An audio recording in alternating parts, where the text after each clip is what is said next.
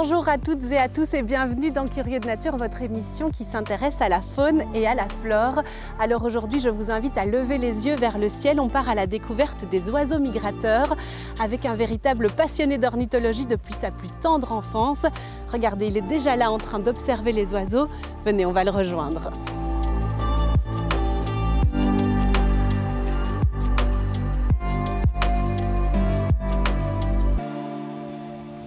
Bonjour Aurélien, je vous interromps là dans votre comptage. Vous êtes là depuis tôt ce matin? Ben oui, je suis arrivé un peu après le lever du soleil. Voilà, c'est vraiment la période de la journée où les oiseaux passent vraiment en très grand nombre. Donc voilà, c'est vrai que je suis arrivé assez tôt avec déjà pas mal d'espèces qui peuvent être observées. On est dans un endroit stratégique ici, ça s'appelle un couloir de migration, c'est ça? Voilà, donc c'est vraiment un endroit où les oiseaux passent de manière un peu plus marquée, de manière préférentielle. Voilà, ça dépend un petit peu du relief de certains éléments du paysage. Et donc c'est vrai qu'ici on est vraiment dans un endroit assez intéressant, voilà, pour observer toute une variété d'espèces qui partent vers le sud notamment. Et donc d'année en année, en fait, ils vont toujours utiliser ce couloir de migration ou ça varie ça? En général, c'est quelque chose qui reste assez constant d'une année à l'autre. C'est vrai que parfois on peut se trouver hors de couloirs de migration et voir quand même pas mal d'espèces, pas mal d'individus. Mais c'est vrai qu'il y a vraiment des endroits qui concentrent plus les observations des oiseaux migrateurs, à l'échelle de la Wallonie notamment. Dans cet endroit alors? Voilà, donc ici on est sur la commune de Bastogne, entre les villages de Longvilly et de Benonchamp. Et c'est un couloir qui est connu depuis pas mal d'années. Déjà dans les années 90, on s'est rendu compte qu'il y avait quelque chose en fait au niveau de ce site-ci. Vous êtes ici depuis 8 heures ce matin, vous avez déjà observé beaucoup d'oiseaux? Notamment, on est dans la période de passage de l'alouette des champs, pas mal de grives aussi, la grive musicienne, la grive mauvis. On commence à voir pas mal de pigeons ramiers, donc qui forment vraiment des grands groupes. Et alors encore quelques rapaces, donc notamment le milan royal, qui est ici un peu une spécialité du site et de la région. Alors je vois que vous êtes équipé de la longue vue, des jumelles. Et alors les oiseaux, on les entend aussi. Alors vous, pour les reconnaître, vous préférez plutôt la vue, l'ouïe? Comment vous faites? C'est vraiment complémentaire. Ça va dépendre un peu des espèces, parce qu'il y a des espèces qui ne crient pas en fait en migration, d'autres qui crient beaucoup. Et donc c'est vraiment complémentaire. Souvent on entend quelque chose et on commence à chercher à la jumelle et puis éventuellement à la longue vue. Ça dépend un petit peu de la taille des oiseaux, voilà, de la distance à laquelle ils passent. Donc c'est vraiment l'ouïe et la vue, je dirais que c'est vraiment quelque chose de complémentaire quand on fait des comptages comme ça. C'est ça. Et alors est-ce qu'on peut regarder si on voit des choses ensemble pour le moment? Oui, je t'invite à regarder. Voilà, tu peux un peu scruter l'horizon, voir si tu trouves des petits groupes d'oiseaux. Je vais regarder aussi aux jumelles. On voit notamment, pour l'instant, on a un petit groupe de pinsons qui passent, pinsons des Arpes, qui passent devant nous. Un petit peu plus par là. Ouais. Par rapport aux éoliennes alors? Un peu à gauche. À gauche des éoliennes, oui. C'est ça. Notamment le pinson des Arpes qui se reconnaît bien parce qu'il a deux grandes barres blanches dans l'aile. Donc c'est vraiment aussi une espèce qu'on peut comme ça identifier à une certaine distance, justement avec ces deux grosses taches. D'accord.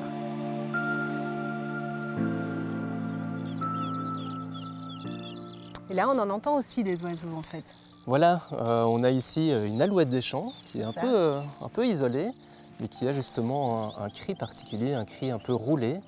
Aussi une forme, voilà, ça demande un petit peu d'expérience, mais une forme particulière avec un vol qui est aussi... un peu sautillant, hein, exactement, c'est ça. Exact, voilà, ouais. tout à fait.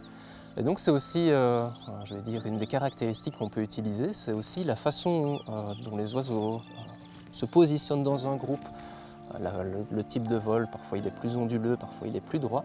Donc voilà, on a toute une série de caractéristiques en fait qui nous permettent d'identifier les espèces.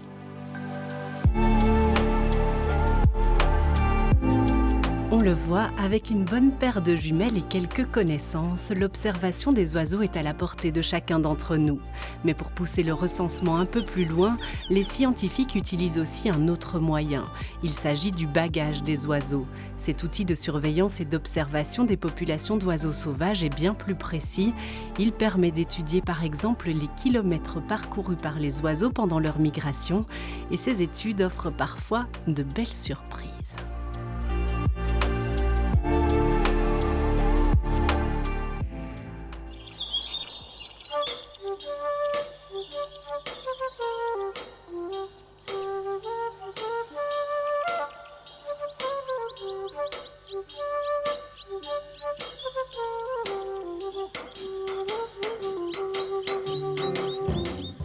Nous sommes quelque part en famenne. Depuis l'aube, des diffuseurs envoient des chants d'oiseaux à travers la brume matinale. Et comme chaque week-end de cette saison, une équipe de bagueurs bénévoles capture, identifie, mesure, pèse, bague et relâche les oiseaux qui se prennent dans les filets. Alors l'accenteur, son œil, qu'est-ce que tu dis, Julie? Oui, hein, il est bien rouge. Merci. T'as dit quoi, Philippe, le poids 89,4. Le but du bagage, à l'origine, c'était de savoir où les oiseaux allaient passer l'hiver. Maintenant, il y a cet aspect-là qui est important, mais l'autre aspect qui est encore, à mon avis, au moins aussi important, c'est le monitoring des populations. Si avec les mêmes moyens, d'année en année, on capture moins certaines espèces, qui sont difficilement comptables, on sait qu'il y a un problème ou pas. Pour être un bon bagueur, il faut être précis dans les manipulations et rigoureux dans la récolte des données, car on travaille pour la science. Donc la couleur est continue sur toute l'aile. Sur le vexille externe, c'est bien bleu, c'est un adulte. Là, on regarde en fait, ça des contrastes dans certaines plumes de l'aile pour voir si c'est un oiseau qui est né cette année-ci ou c'est un oiseau qui est né l'année d'avant. Et alors la mesure de l'aile, ça c'est pour le sexer. Donc ici, elle fait 60 mm, donc c'est un mâle.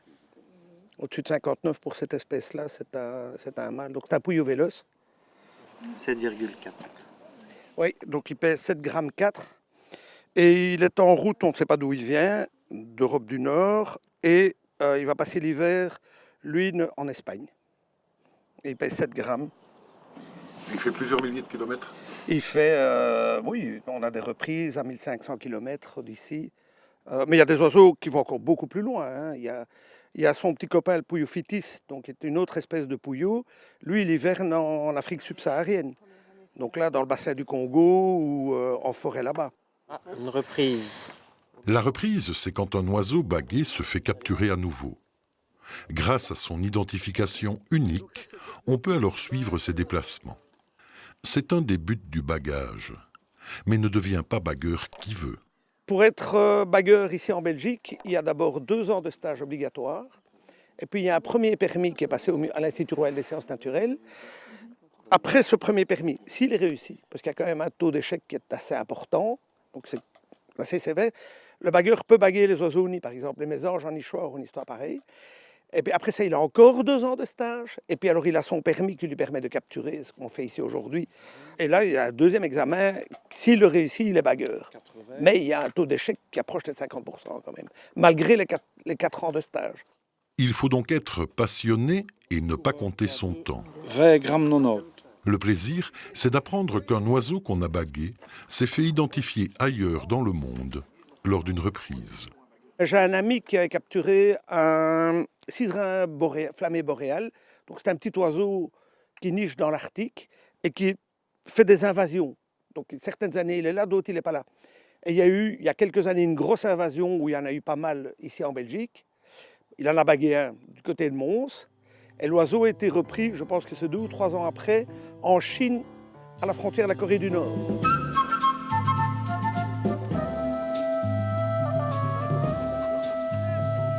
Pour en savoir plus, vous pouvez consulter le site euring.org. Et, si vous trouvez un oiseau bagué, vous pouvez le signaler sur la page Bee-Birds du Musée des sciences naturelles.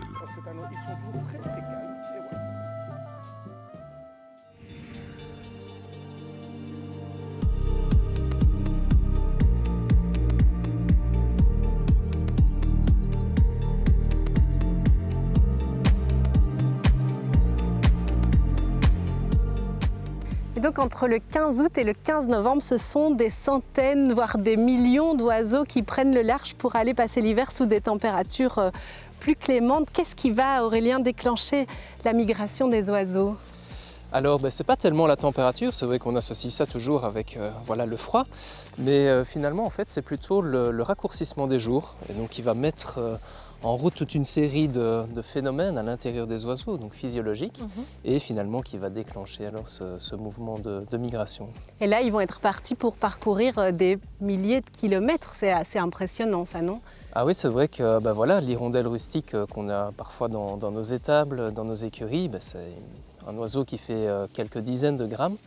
Et elle va partir de chez nous et aller jusqu'en Afrique du Sud. Donc voilà, traverser une grande partie de l'Europe et alors presque la totalité du continent africain. Donc c'est vraiment assez incroyable. En combien de temps cette distance? Ça va dépendre. Pour l'hirondelle, je ne sais pas trop, mais c'est vrai qu'on a certaines espèces voilà, qui peuvent faire 8-9 000 km et en une semaine, donc presque sans arrêt aussi.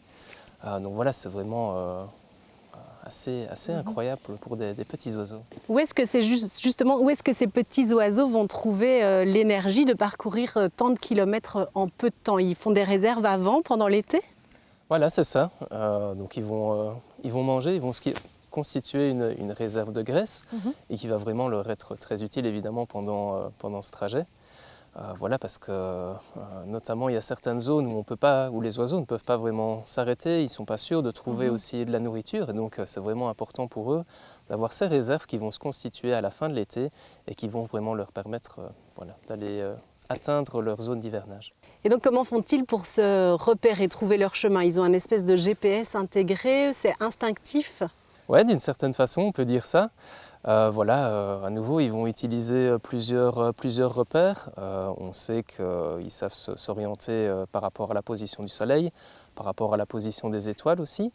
Et à côté de ça, ils peuvent utiliser certains repères qui existent dans le paysage, notamment voilà, les grandes vallées, les grands cours d'eau, donc toute une série de repères aussi visuels qui vont leur être très utiles pour rejoindre leur lieu d'hivernage. Par rapport aux étoiles, vous avez dit, ça veut dire qu'ils vont principalement voler la nuit?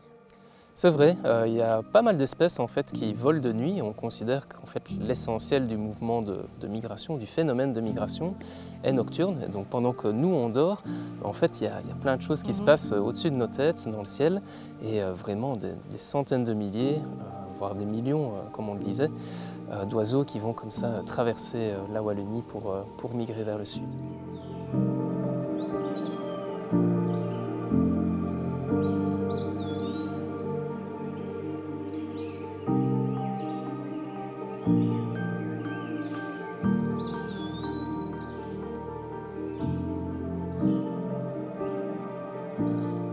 Et donc s'ils migrent, c'est vraiment pour aller chercher davantage de nourriture qu'on ne trouve plus chez nous ou dans les pays nordiques pendant l'hiver.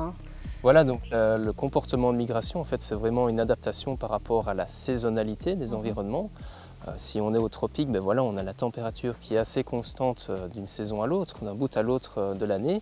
Tandis que chez nous, ben, on sait que voilà, il y a une période qui est plus chaude, c'est l'été et le printemps évidemment, et alors des périodes qui sont plus froides, l'automne et l'hiver. Et notamment pour les oiseaux qui sont insectivores, ben, c'est presque impossible en fait, de rester chez nous en hiver notamment, et donc ils sont d'une certaine façon obligés, ils ont été forcés de migrer vers des régions plus clémentes. Il y a aussi des oiseaux qui viennent du nord de l'Europe ou de la Russie pour passer l'hiver chez nous sous des températures un peu plus clémentes. Alors tout à fait, c'est vrai que nos oiseaux qu'on a chez nous, ben, voilà, ils migrent vers le sud, vers des zones plus clémentes. Et un peu de la même façon, en fait, notre région constitue le sud des pays qui se trouvent un peu plus au nord. Et on a comme ça toute une série d'espèces, même qu'on retrouve dans nos jardins. Par exemple le merle noir, le rouge-gorge familier, qu'on voit vraiment en hiver. Mais en fait, il y a les mésanges également. Donc voilà, toute une série d'espèces en fait, qu'on voit presque toute l'année chez nous, mais on ne se doute pas qu'il y a une certaine proportion des individus qu'on observe en hiver qui en fait viennent de faire des milliers de kilomètres pour nous rejoindre. En fait. Exactement, oui.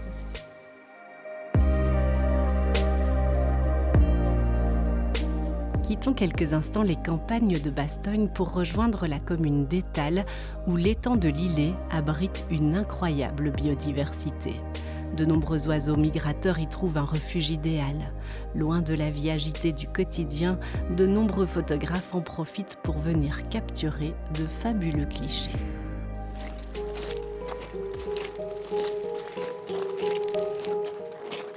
Je suis Louis Verlaine, j'habite à Paris-sur-Semois, retraité des SNCB, passionné de photos et de nature. On est sur le site des étangs de l'Îlet à Étals. Je viens ici pour retrouver la nature, le calme, tous les oiseaux, les animaux. Il y a quelques colverts, un cormoran qui ouvre ses ailes là-bas, une grande aigrette. Martin Pêcheur est souvent là aussi, mais c'est pas son jour. Je vais regarder là-bas. 2 cousins là-bas, un héron cendré et une aigrette blanche. Il y a certains jours où on voit tous les oiseaux qu'on veut voir et d'autres jours on peut partir sans en voir, quoi. Quand c'est les reproductions, je suis des couples, je vais dire, d'oiseaux de la naissance jusqu'à l'âge adulte. Je peux rester des heures, quoi.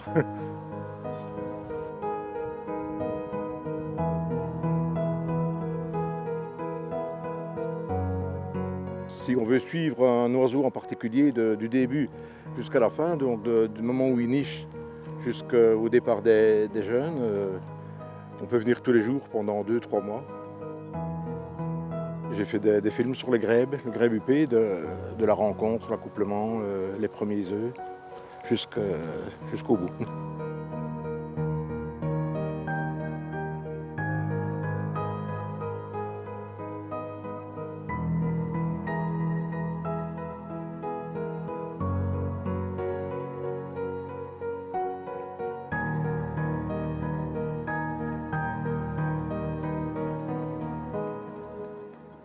Il y a un peu tous les oiseaux ici. Il y a toujours des surprises de toute façon. Il y a des oiseaux même très rares. La locustelle lucinoïde, la gorge bleue en miroir blanc,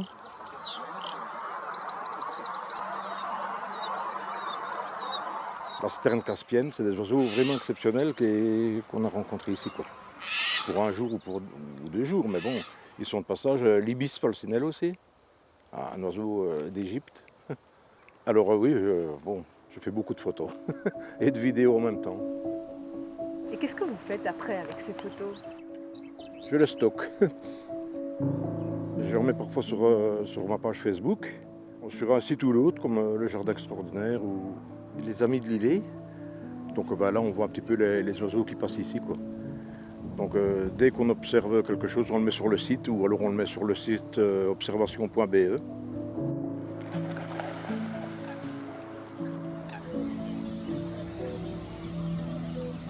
J'ai vu des gens qui venaient d'Anvers, de Louvain, pour voir une espèce d'oiseau, quoi, qu'ils avaient vu qui était sur le site.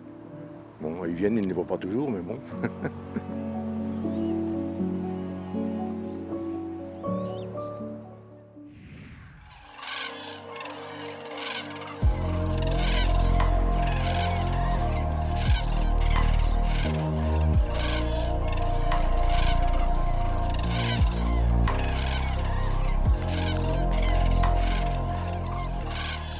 Alors une espèce qui est assez symbolique de la migration, c'est la grue cendrée qu'on voit souvent passer au-dessus de nos têtes parce qu'elles sont assez bruyantes, hein.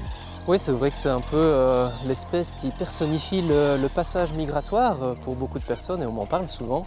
Et c'est vrai que c'est vraiment une espèce symbolique, emblématique, qui passe vraiment par cette région. On a vraiment ici un couloir de migration pour la grue cendrée qui fait de l'ordre de 30-40 km de large. Et donc voilà, sur la région de Bastogne notamment, on est fréquemment survolé. Et comme tu l'as dit, c'est vraiment une espèce qui est aussi très bruyante et donc on repère facilement aussi grâce à sa grande taille. Et puis elle a un vol quand elle est en groupe assez caractéristique parce que les individus se placent en V. Voilà, tout à fait. Alors c'est pas c'est pas spécifique uniquement à la grue cendrée. On a aussi les cormorans, on a aussi les oies qui adoptent cette stratégie de vol en V. Mais c'est vrai que voilà, la grue cendrée est vraiment connue pour ses formations.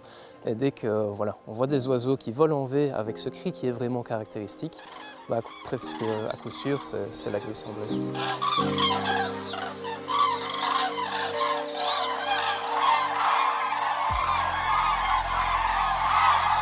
Et alors, je ne sais pas si c'est juste moi, mais j'ai l'impression que ça a vraiment valeur de symbole. Quand on voit passer les grues, on se dit « Ah ça y est, le froid va s'installer » et dans l'autre sens, ça annonce en quelque sorte le retour des beaux jours. Oui, ben voilà, la grue cendrée, c'est vrai qu'elle migre relativement tard, donc voilà, essentiellement au mois de novembre. Et évidemment, parce qu'elle passe assez tard, c'est vrai qu'elle est annonciatrice aussi de ces jours qui deviennent plus froids et donc de l'hiver. Oui. C'est ça. Alors Aurélien, tout autre sujet, est-ce que vous connaissez l'éco-pâturage ? Pas très bien. Pas très bien. Eh ben, l'éco-pâturage, c'est une technique qui permet d'améliorer la biodiversité dans la nature. Et si vous avez un petit terrain à la maison, vous allez voir qu'il y a quelques recommandations à suivre et on va voir tout ça avec les bons conseils de Stéphane Delogne.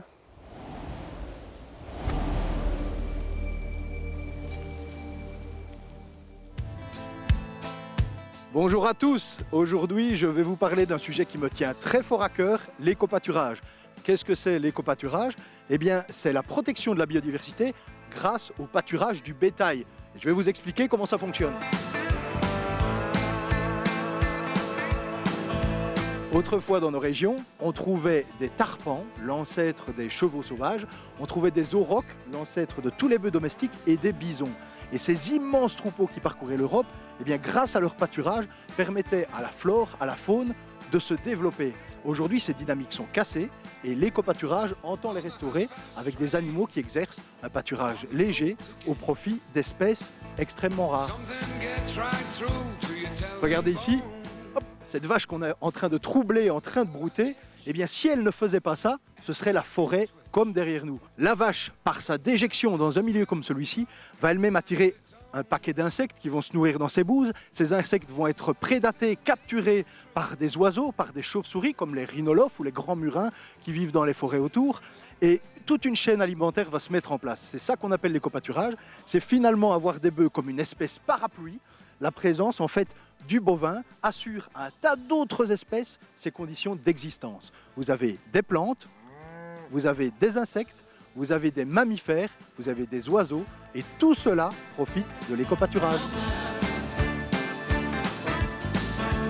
L'éco-pâturage, c'est soit faire pâturer les animaux sur de grands espaces ou les déplacer fréquemment, comme ici, ou pour limiter les parasites dus à des animaux qui mangeraient trop près de leur déjection, eh bien, on va les déplacer d'un endroit à l'autre, et c'est comme ça qu'on va parvenir à ne pas les traiter avec des médicaments, avec des antiparasitaires, et que leurs crottes, quelque part naturelles, seront mangées par les insectes coprophages, c'est-à-dire les insectes mange-caca, tout simplement.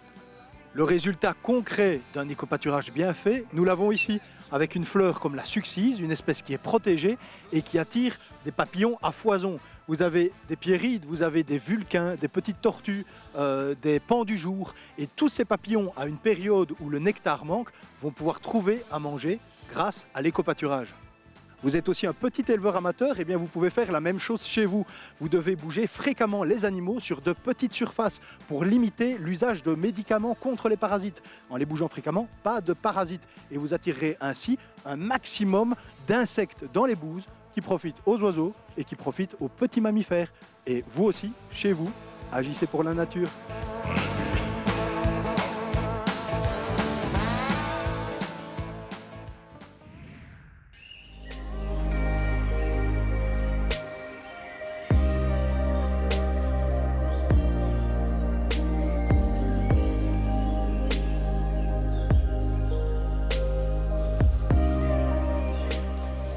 Donc je suppose que pendant leur migration, les oiseaux ont quand même besoin de s'arrêter pour prendre des forces. Oui, c'est comme nous, après quelques heures de trajet, on doit s'arrêter pour recharger les batteries. Et les oiseaux, c'est un peu la même chose, ouais. Qu'est-ce qu'ils vont privilégier alors pour manger? Ici, on a l'exemple parfait parce qu'on se trouve à côté d'une vierre aubier et donc qui porte ses baies très rouges, donc c'est quelque chose qui est vraiment apprécié des oiseaux. C'est ça. Et juste derrière, on a des aubépines plus communes chez nous, mais qui sont aussi appréciées par certaines espèces. Et donc ici, on a vraiment un garde-manger, un reste-route d'une certaine façon pour oiseaux. Et sinon, ils vont privilégier alors plutôt des zones humides pour s'arrêter ou des zones avec des petits bosquets? Voilà, ça va dépendre un petit peu des espèces, mais certaines vont favoriser les zones humides qui peuvent être très intéressantes pour eux, et d'autres, ça va plutôt être des paysages un peu plus ouverts, mais aussi avec des secteurs de haies, des petits bosquets, ce genre de choses. Je vous propose à présent de découvrir notre prochain portrait d'arbre, focus aujourd'hui sur l'orme de Gérouville. Alors cet orme, il a pendant longtemps été confondu avec un tilleul, peut-être parce qu'il se situe sur la place des Tilleuls à Gérouville. On découvre ce récit passionnant ensemble.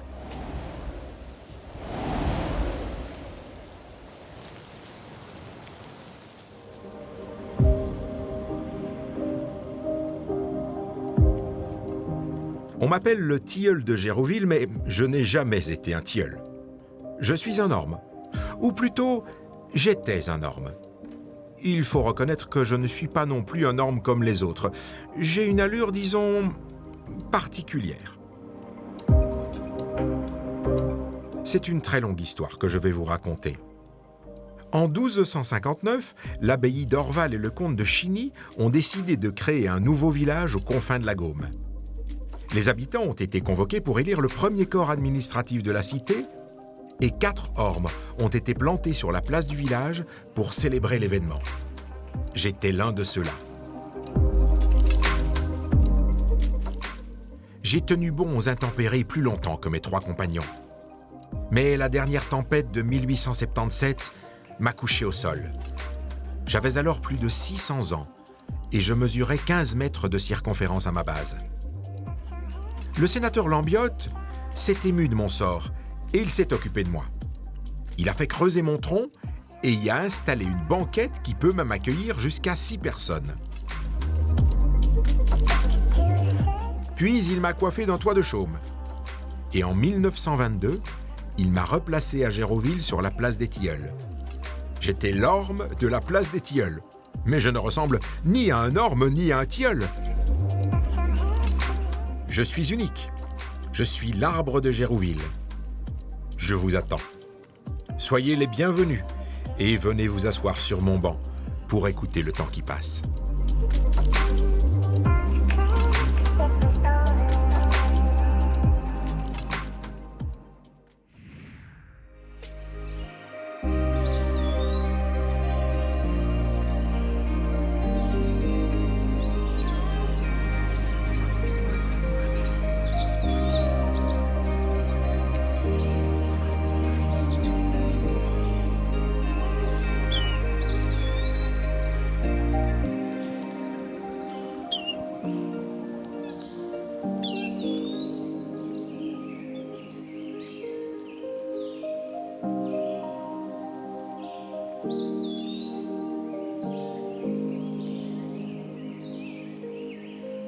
Voilà Aurélien, une belle journée d'observation et de comptage qui se termine. Vous aviez votre petit appareil pour compter. On a eu combien d'oiseaux aujourd'hui?